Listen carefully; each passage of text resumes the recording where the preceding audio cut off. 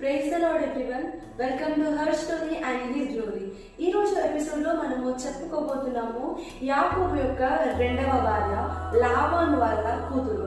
ఆమెనే రాహేలు, ఇంగ్లీష్ లో పిలుస్తాము రేచల్.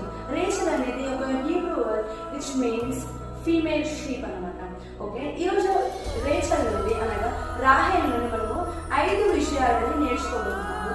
మొట్టమొదటిగా రాహేలు రూపవతి. ఈ మాటలను మనము ఆదికాండము 29వ అధ్యాయము 17వ వచనంలో చూడగలుగుతున్నాము.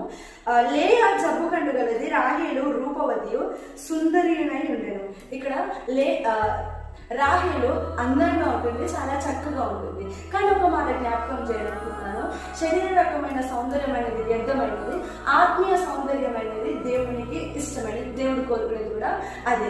రెండవదిగా మనము రాహేలు జీవితంలో చూస్తున్నాము, ఆమె అసూయపడ్డది. అయితే రాహేలు తన జీవితంలో గర్భఫలం పొందుకోలేదు, కానీ లేయా పొందుకుంది. తన సొంత అక్కయ్య లేయా గర్భం పొందుకుంది, దీవించబడ్డది, ఆశీర్వదించబడ్డది. అది చూసిన రాహేలు అసూయపడ్డది. ఈ మాటలు మనము ఆదికాండము 30వ అధ్యాయం 1వ వచనంలో చూడగలుగుతున్నాము. రాహేలు తన యాకోబులకు పిల్లలు కనుకపోకుండా చూసి తన అక్కయ్యను అసూయపడ్డది. ఈ రోజు మన జీవితంలో ఉండకూడదు ఇదే అసూయ, జలస్. ఒకరిని చూసి మనం ఎప్పటికీ జలస్ గా ఫీల్ అవ్వకూడదు అనమాట. కానీ రాహేలు వాళ్ళ అక్కని చూసి జలస్ ఫీల్ అయింది. ఈరోజు మనలో ఎవరైనా అట్లాంటి వాళ్ళు ఉన్నట్టయితే దయచేసి మన స్వభావంలో మార్చుకోవాలి. ఎవరిని చూసినా అట్లాంటి దాంట్లో మనం ఉండకూడదు. వాళ్ళు ఏంటి అలా ఉన్నారు, ఏంటి ఇలా ఉన్నాను అని ఇన్సెక్యూర్ గా మనం ఫీల్ కాకూడదు. మనం ఉన్న దాంట్లోనే దేవుని స్థుతించాలి, దేవుని గణపరచాలి. అసూయను మనం తీసేయాలి. ఎప్పుడైతే సౌలు దావీదు పైన అసూయపడ్డాడో అతని జీవితంలో ఎందుకు పనికి రాకుండా పోయింది. కానీ దావీదు అతను ఏ రీతిగా ప్రేమిస్తుంది. ఈరోజు మీరు ఒకవేళ అసూయతో ఉన్నట్టయితే దయచేసి ఆ లక్షణాన్ని విడిచిపెట్టేసేయండి. మూడవదిగా రాహేలు ఒక దొంగతనం చేసినట్టు మనం లేఖనంలో చదువుతున్నాము. ఇదే ఆదికాండము 31వ అధ్యాయము 19వ వచనంలో తన తండ్రి ఇంట నుండి విడిచి వెళ్తున్నప్పుడు ఒక విగ్రహం తను దొంగతనము చేసింది.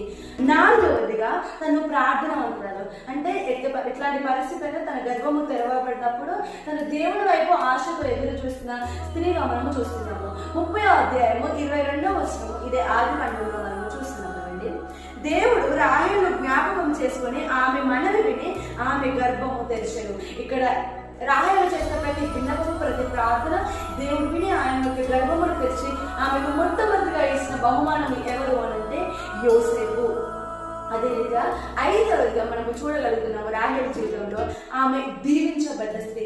2 మంచి సంతానం చేత ఆమె దీవించబడ్డది. నెక్స్ట్ అంశంలో మనం చెప్పుకోబోతున్నాము యాకోబు యొక్క కుమార్తె ఎవరు. మనకు తెలిసి యాకోబు 12 మంది కుమారులు ఉన్నారు, కానీ ఒక్క కుమార్తె ఉంది.